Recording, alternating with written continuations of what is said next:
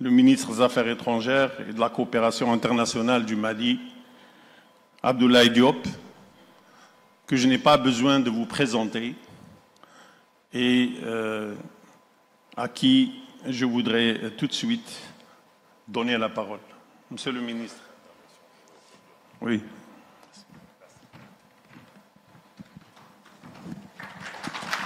Merci. Oh, mon papier allait en bas. Merci beaucoup, Smaël Chergui, mon frère et ami, de te retrouver ici en ces qualités. Et je me réjouis naturellement de l'honneur qui m'est fait d'être sur ce podium avec d'éminentes personnalités, dont notre doyen Koko Kofigo, qui a été un des pères qui ont quand même en tout cas dessiné le chemin des transitions que nous aurons bien voulu éviter sur notre continent. De prime abord, permettez que je puisse, au nom des plus hautes autorités du Mali, saluer le président Faure Ezosimna Gnassingbé, président de la République togolaise, le gouvernement togolais pour cette belle initiative de nous convier ici à Lomé, comme vous le dites si bien, capitale du dialogue, de la tolérance, de la paix et de la réconciliation, fidèle à la tradition qui a été fixée depuis des années par ce pays. Je pense que c'est vraiment très très important de se trouver ici. Je voulais en particulier saluer l'activisme, j'allais dire le dynamisme de notre frère Robert Dussé, qui porte brillamment, mais aussi éloquemment, avec efficacité et discrétion, la voix du Togo, mais pas seulement l'action du Togo au plan international. J'ai vu beaucoup de collègues ou d'intervenants hier qui se sont interrogés si c'est un forum de plus ou un forum de trop. Moi, je n'ai aucune inquiétude à ce niveau parce que ce forum n'est pas venu par accident, parce que le Togo est en train de faire ce que le forum envisage comme approche, comme vision pour notre continent. Donc le forum s'inscrit dans le cadre d'une action existence. Et ce que le Togo nous demande juste de faire la diplomatie, de promouvoir le dialogue pour résoudre nos problèmes. Ça peut paraître trivial ou basique, mais je pense que c'est important si on se rappelle le contexte dans lequel nous sommes dans notre région aujourd'hui, où les chefs d'État du Mali, du Burkina, du Niger, de la Guinée, leurs ministres des Affaires étrangères sont interdits de voyager dans la région. Même dans les pays en guerre, ou les pays qui se font la guerre, je crois que les ministres des Affaires étrangères doivent voyager pour résoudre. Comment nous pouvons résoudre les problèmes si on nous empêche même d'aller parler dans les pays voisins? Et à contrario, la CEDEAO veut envoyer des émissaires dans nos pays. On dit non, ce n'est pas acceptable. Si nous, on ne peut pas aller, vous n'allez pas pouvoir venir. Parce que le dialogue, c'est à double sens. Et même dans notre tradition africaine, mais pendant les guerres, les griots à l'époque étaient ceux qui étaient autorisés à parler. Donc je crois que ça peut paraître basique ou trivial, mais on n'a pas encore compris que les problèmes dans lesquels nous sommes confrontés, il faut que nous parlions, il faut que nous dialoguions, et que là où le Mali a trébuché aujourd'hui, d'autres pays peuvent tomber dans le même problème. Donc je crois que je voulais vraiment rappeler ça et rappeler l'importance de ce forum. Sur le thème, Smaël, je pense que tu as déjà touché à beaucoup de ces questions.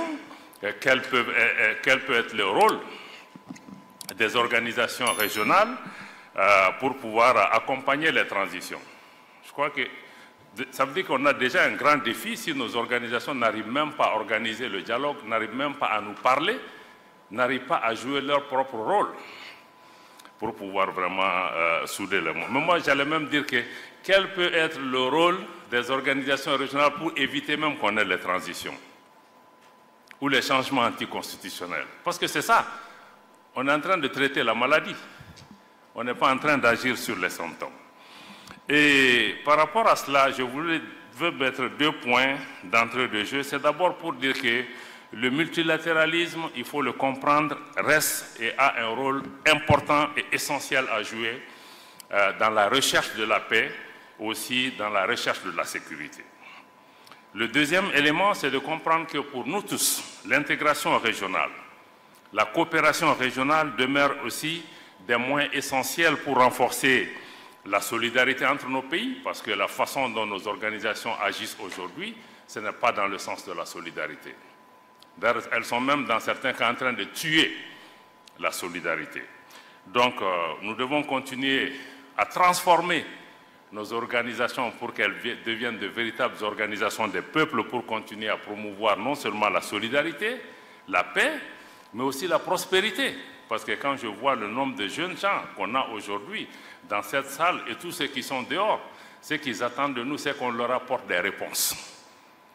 Parce que si nous apportons des réponses à ces jeunes gens, nous n'aurons pas besoin d'équiper nos armées pour faire le maintien de la paix tel que nous sommes en train de le faire aujourd'hui. Nous devons aussi avoir ces populations à l'esprit. Comment nos organisations peuvent répondre aux aspirations de nos populations?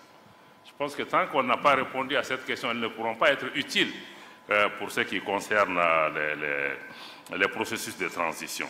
Donc, par rapport à cette introduction, je peux dire que le constat est amer, pour commencer. Et amer parce que nous faisons face à une double crise. Parce que vous avez parlé pas seulement des organisations régionales, mais aussi des organisations internationales. C'est pourquoi je dis que nous sommes dans une double crise. Premièrement, nous sommes dans une crise du multilatéralisme. Parce que nos organisations internationales, les Nations Unies et toutes les organisations qui sont affiliées, le Conseil de sécurité, sont aujourd'hui incapables de résoudre les problèmes. Le Conseil de sécurité est bloqué aujourd'hui. Même pour faire un communiqué sur l'attaque du bateau Tombouctou au Mali, qui a fait près d'une 60aine de morts, le Conseil de sécurité a été incapable de trouver un consensus pour faire un communiqué. Vous ne vous imaginez pas que c'est sur la question de la Palestine qu'il va pouvoir trouver. Donc nous sommes dans une crise du multilatéralisme.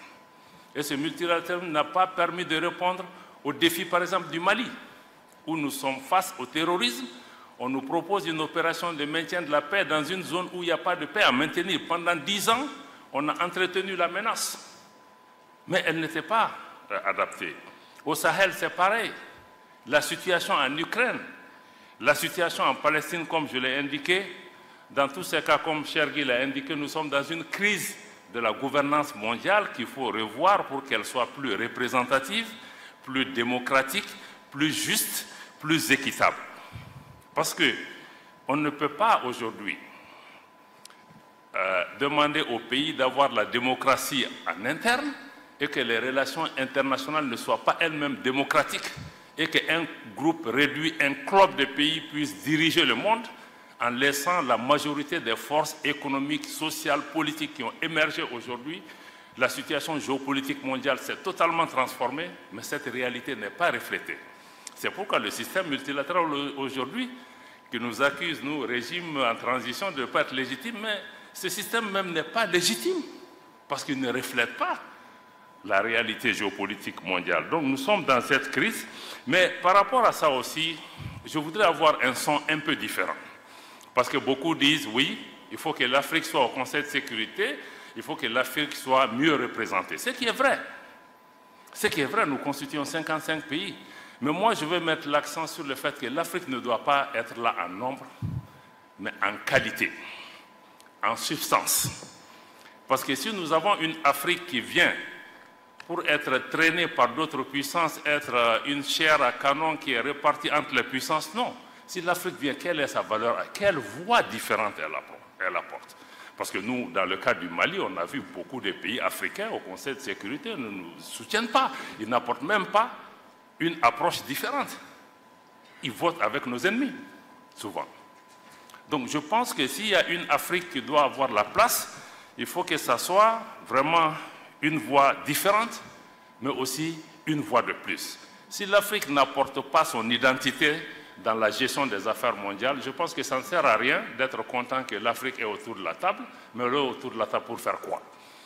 Si elle ne dit pas ce qu'elle doit dire, si elle ne parle pas au nom de nos populations, si elle ne dénonce pas, parce qu'aujourd'hui, certaines de nos organisations sont là pour perpétuer des systèmes néocoloniaux. Ce n'est pas acceptable. Ce n'est pas pour ça qu'on les a établis. Donc je pense que, donc ça c'est le premier point, la double crise multilatérale, et aussi l'instrumentalisation de ces organisations internationales, y compris au niveau du Conseil de sécurité ou d'autres organisations. On a vu, la Libye a été attaquée avec une autorisation du Conseil de sécurité des Nations Unies. 10 ans après, on a le problème, ça a déstabilisé tous nos pays.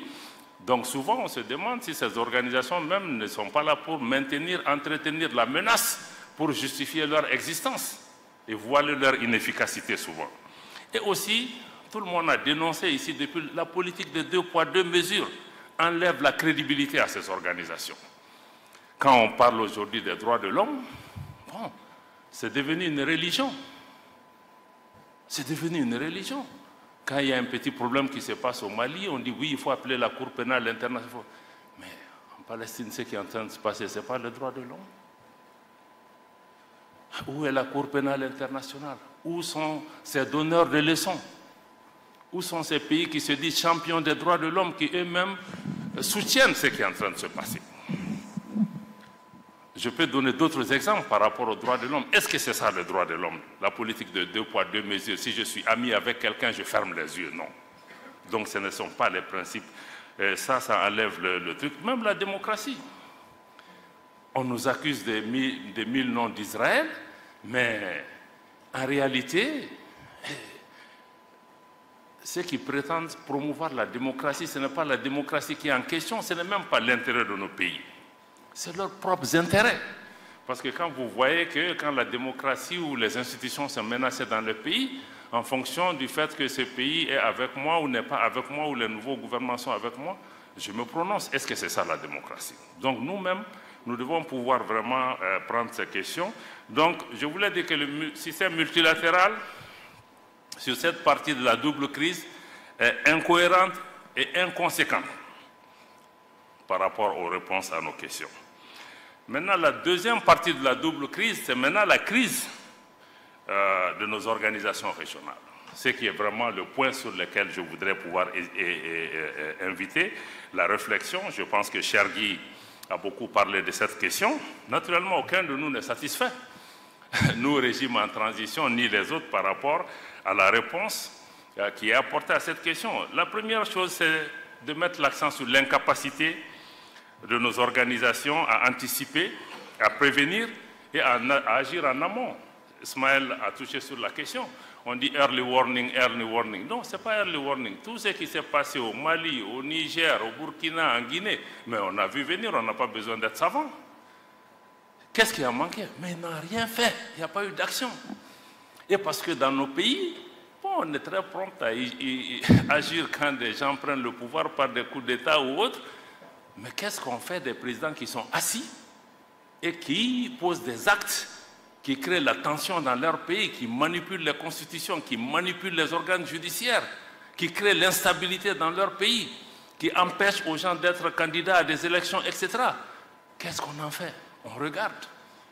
Maintenant, quand il y a un changement, je connais même les playbooks de ces organisations. Tout le monde s'élève, mission, on fait 10 sommets qui n'aboutissent à rien. Donc je pense que ça, notre incapacité à anticiper et à répondre est un problème. Et aussi l'absence de solutions adaptées à ces changements anticonstitutionnels.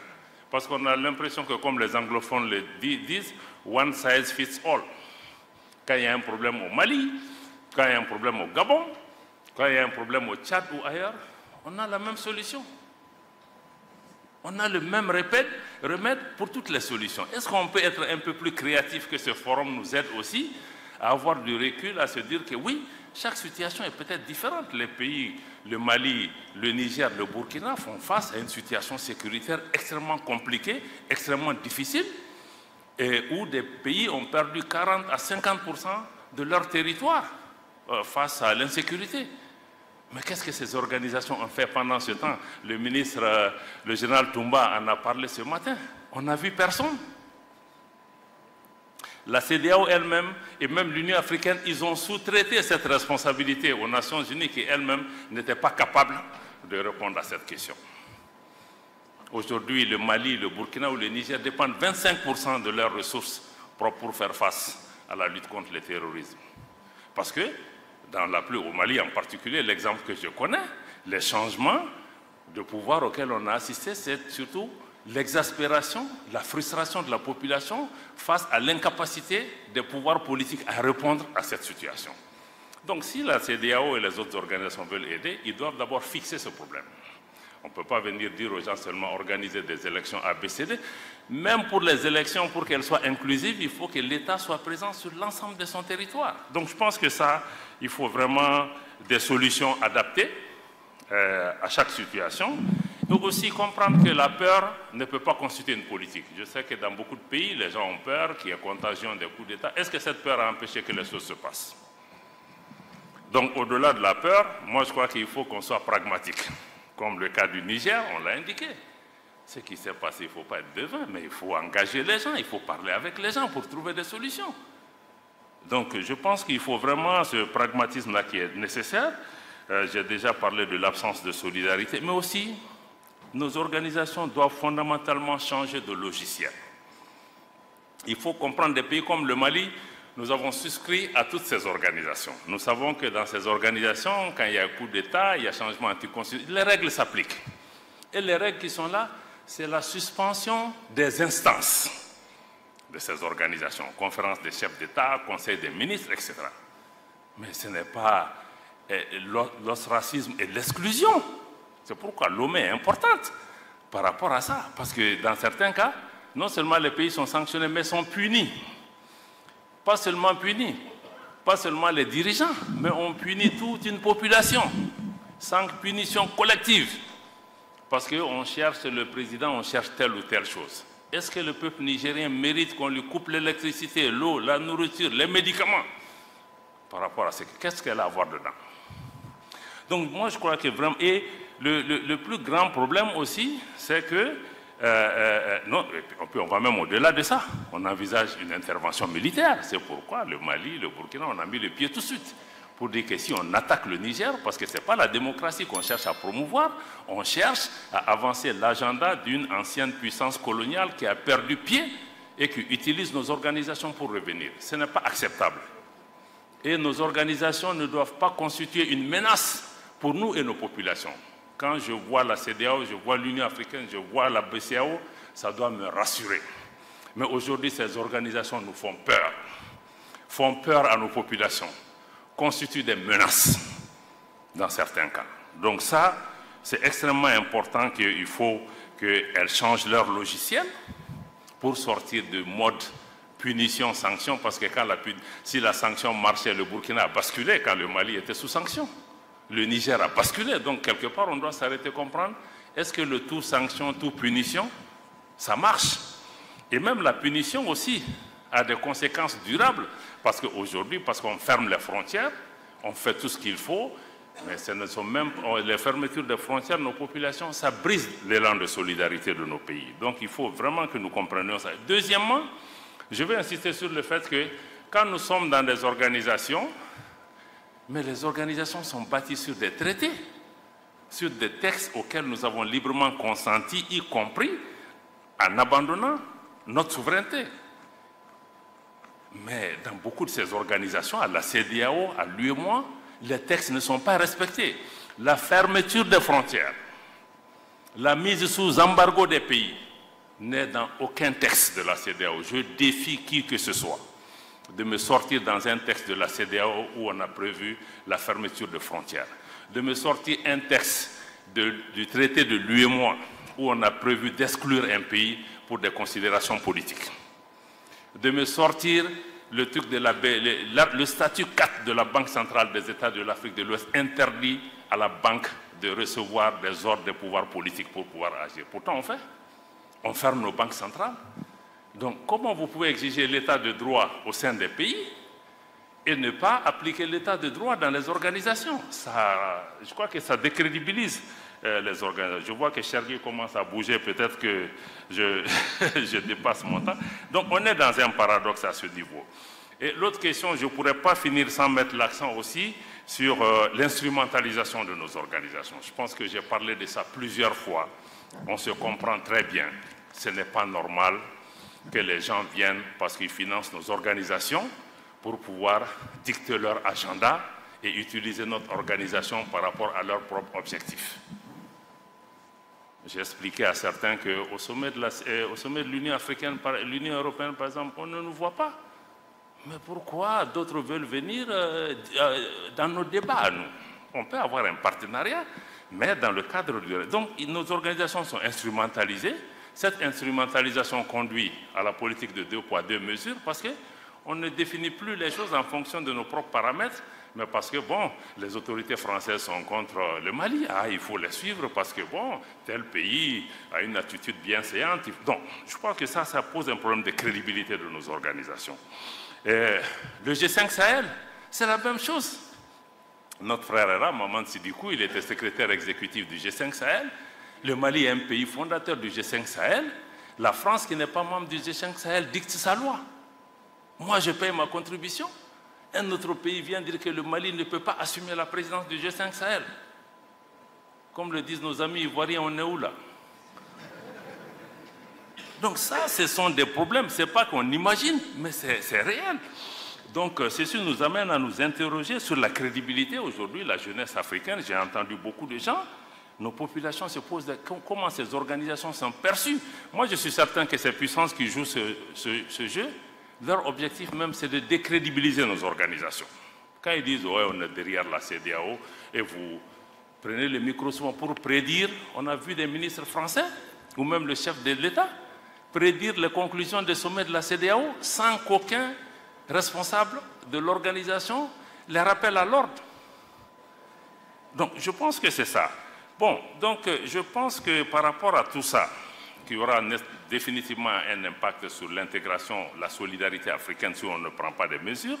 Pour des pays comme le Mali, on aurait pu continuer à protester, à agir, à faire des communiqués, mais nous avons dit aussi que quelque part, il faut que nous apportons une alternative, une réponse géostratégique. C'est pourquoi on a décidé de mettre en place l'Alliance des États du Sahel, pour plusieurs raisons, parce qu'on ne veut pas une organisation qui soit téléguidée de l'extérieur.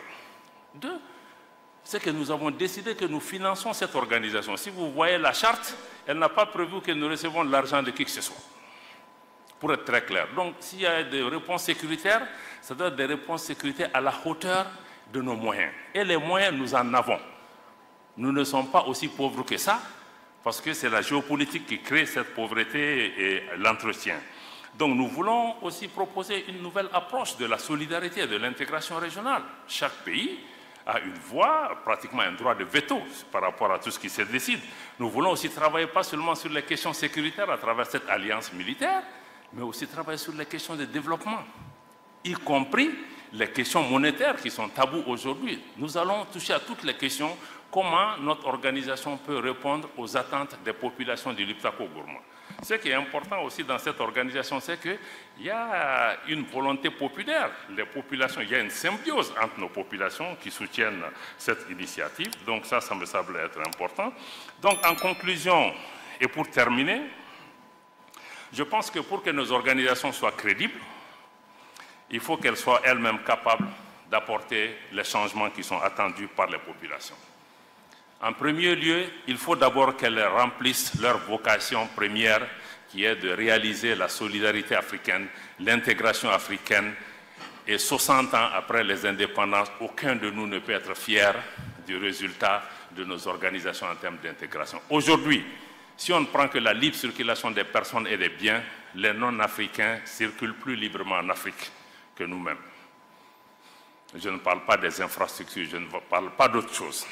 Je ne parle même pas du financement de nos organisations. Donc, je pense que on ne doit pas blâmer les autres. Est-ce que nous-mêmes, on a fait le travail qu'on devait faire pour que les autres nous respectent? Peut-être que si l'intégration on était même avancée, on a beaucoup de systèmes de coups d'État et autres qu'on n'aurait pas.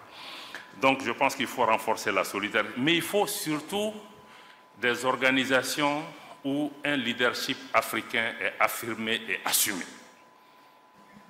Parce que quand on parle de solution africaine, c'est qu'il faut un leadership africain.